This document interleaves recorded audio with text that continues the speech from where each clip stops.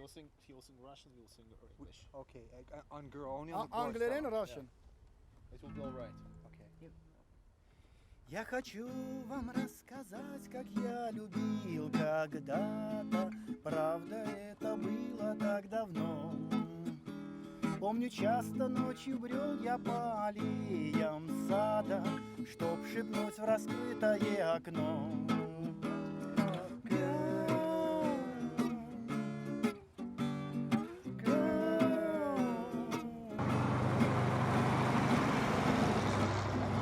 No, по-английски. Давай, начинай.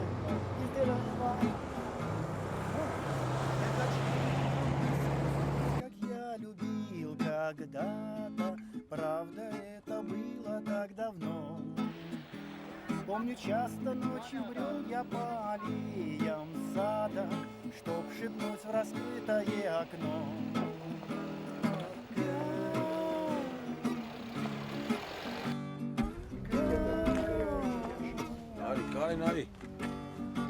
Internationalism. International trio. Karanjan. Մի ճանար մարևոր ես լաց եմ լինում։ Պաշտեք կներեք։ I'm sorry for my tears. Ես իմ տունն է։ This is my place. Покажите, рассказывайте. Да, смотрите. Քարի չի անջատվել։ Как это все так спалился? Actually, what we're doing here today is very much what we do on a regular basis. 1 or 2 days a week, we actually go into the field. We've identified a number of sites that we use as monitoring sites. And we go in there at least once every 2 weeks to monitor any changes that have occurred. And in addition to that, if we should receive information from the people who are there regarding another situation, we go there as well. And then we go back to the League headquarters in Yerevan and we submit a report. I want to stress that this field delegation is both myself and the Soviet Red Cross delegate as well. And whenever we're in a city such as this, we always pick up the Armenian Red Cross person. So it's very much a team effort. And we are very pleased with the information we're obtaining and how we're going about it. Okay, what about the well down here? А как же насчет колодца вон там? А вы всегда знали? One area I think that we have Сначала не знал. No, missed out on to a certain Вывезли, extent потом since December, and that is a real all dialogue over the Soviet Union. at the highest level between the League and the Soviet Red Cross, as well, and to involve other national societies, to identify a common purpose, to identify a common detailed plan of action. And to a certain extent, we've been going from one either agreement to the next, or from one misunderstanding to the next. And that is a shame, because we could have taken advantage of this interim period, if you like, between the first emergency phase and the reconstruction phase, to identify clearly, do we feel there is a need for a relief program? Do we feel there is a need for a greater number of delegates? That has been worked out, but it's been, if you like, in a stop-start manner. Because it's been a new experience for all of us, the League, the national societies, and the Soviet Red Cross, and the Armenian Red Cross, obviously. And therefore, more could have been done, I think, at a higher level, involving more people in terms of identifying what is the role both of the National Red Cross, the national societies around the world, and the League. The people thought, well, the first immediate needs are met. You see, Armenians are recovering. The Red Cross is already operating, you see, and so on. And there was a hope that you may leave now, and the Armenian Red Cross also had the same idea. It was not that we simply just cheat and left them alone. There was a talk. Can you handle the situation? Yes, we can. Established. But when many specialists have left, then you realize that suddenly all your problems are coming again.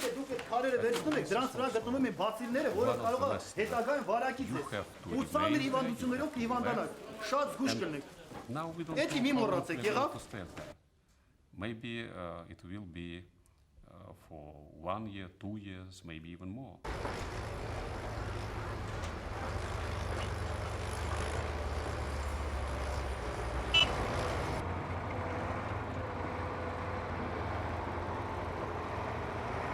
Within this area, about a 50-kilometer radius, we've proposed about 20 different mini projects, ranging from kindergartens, polyclinics, schools, youth centers, special programs for seniors, and rehabilitation equipment programs as well. And all the projects are at the planning stage.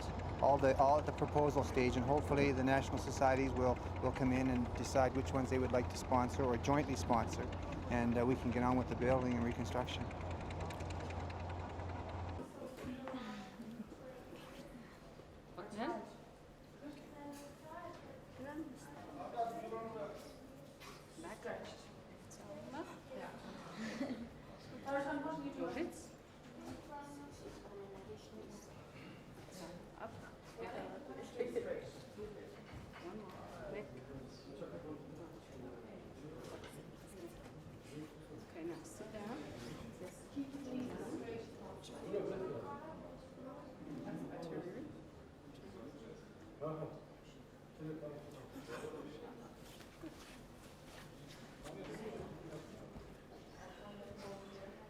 Well, we've set up this spinal cord injury rehabilitation unit, and there are 10 nurses and 4 physios as part of the team, plus our team leader.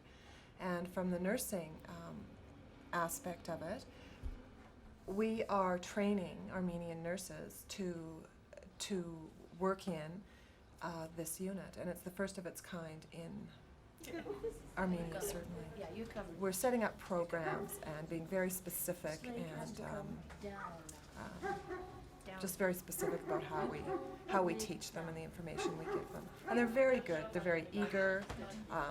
They love being here. They're fun to work with. They're young, and they're all new graduates. We have 21 of them, and so it's fun, but it's a lot of work too.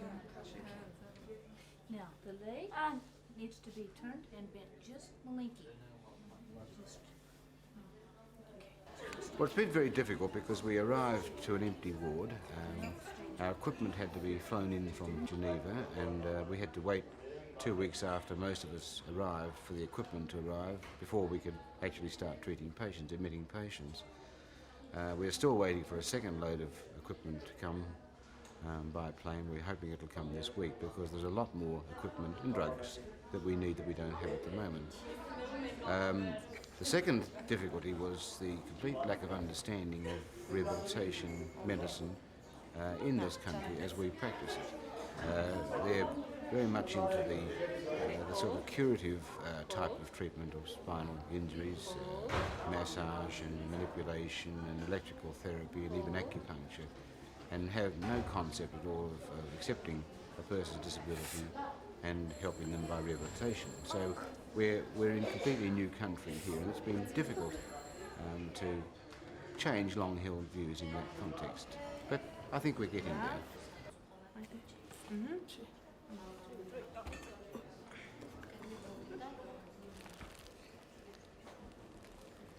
Oi.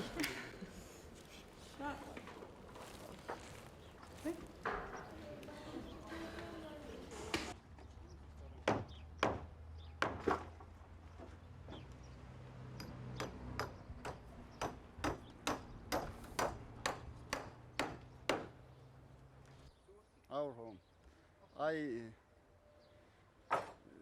To speak English small. Oh, good. Family? 5? 4. 4. I, father, and sister and mother. There may be plans in place right now for something on this site, like we don't know and they don't know. But they have to deal with the now. It's no good for them to run around trying to find out what's going to be built here. They know that they have to have a shelter and they have to have it quickly. And so they will build this shelter. And if they have to put a building here, then obviously this building will go, and hopefully they will be moved into an apartment complex of some sort. Some people we've talked to say, we have come back to build a shelter, and then we will bring the rest of the family back. The officials, both here in Lenmakan and Spitak, indicate that in each of these areas, they are anticipating approximately 50,000 people to return within the next 2 to 3 months. Now, if those figures are accurate, and you've got to realize that these are just projections, then we would have to deal with another 100,000 people on top of the situation that already exists. There is an urgent need for temporary housing because they will not build and it would be impossible for anyone to build in time for next winter sufficient housing, given the fact that many thousands of people will be returning to their homes, or to their area rather. And that is why we are responding very, very strongly with the support of local authorities, national authorities, and above all the victims, that there is this need for housing. If the decision is taken and our recommendations are supported, I see no problem in getting the houses here. There are still tents around. It's now going to be warm until September. If one thinks that a lot of emergency housing arrived within 2 months, or even less, of the earthquake happening in early December, we would only have ourselves to blame if we can't get it here by October, November. Vi holder på, og det er satt i gang byggearbeidene for et sykehus her i Spitak. Det skal bygges for de midlene som det norske folk har samlet inn etter at den store katastrofen skjedde i desember. Hvor mye penger kom det inn? Det kom inn ca. 60-70 millioner, og etter å ha kontakt med myndighetene her i Armenien, så har vi fått utpekt stedet, Spitak, og vi har fått tilgitt en råtomt. Etter det så har vi gjort en rask fremdrift i prosjekteringsarbeidet, og kom i gang i løpet av faktisk under 3 måneder. Hur bestämde sig Norska Röda Korset för att det var just ett sjukhus man skulle bygga? Ja, det var vel den første kontakten som var etter katastrofen med armenske myndigheter, hvor man da stilte spørsmål at man hadde visse midler, og hva de trengte, og hvor. Og på den måten så var egentlig armenerne som kom med dette her, at det var sykehus de trengte, og spesielt her i Spitak. När kommer det att vara färdigt? Etter fremdriftsplan så skal det være ferdig i september. Men ni övervägde aldrig att bygga bostäder?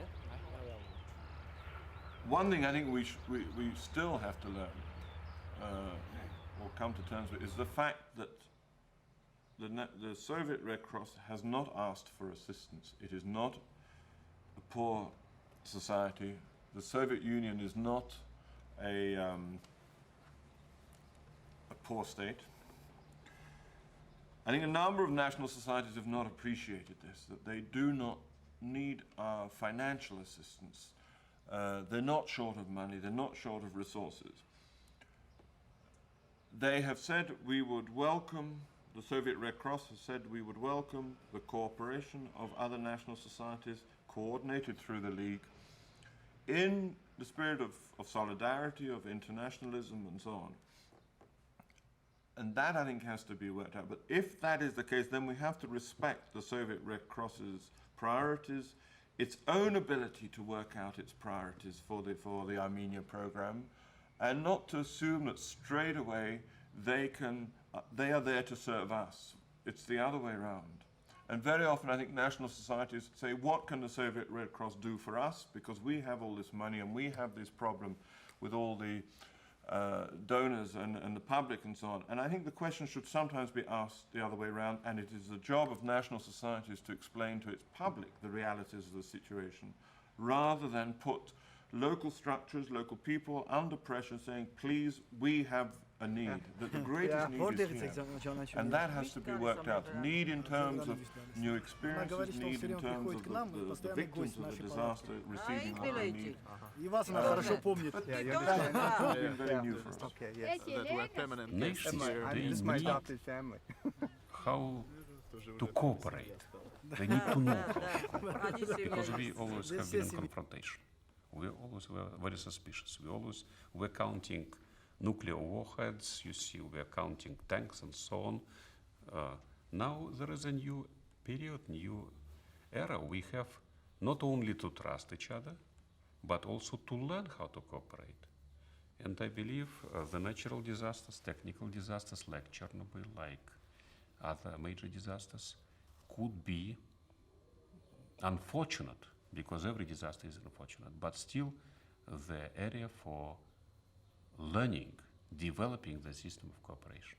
And I think this is the biggest result, the biggest lessons which we can draw from Armenia and similar disasters. It will be all right. Okay. Я хочу вам рассказать, как я любил когда-то. Правда, это было так давно. Помню, часто ночью брел я по аллеям сада, чтоб шепнуть в раскрытое окно.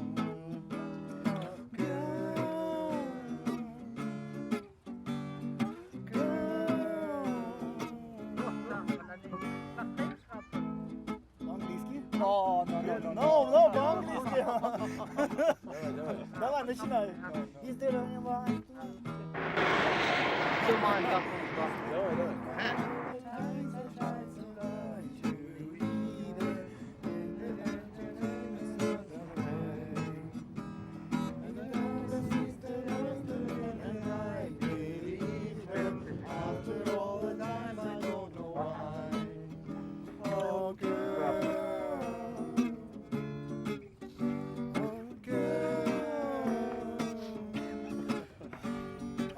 Internationalism. The international trio. Okay.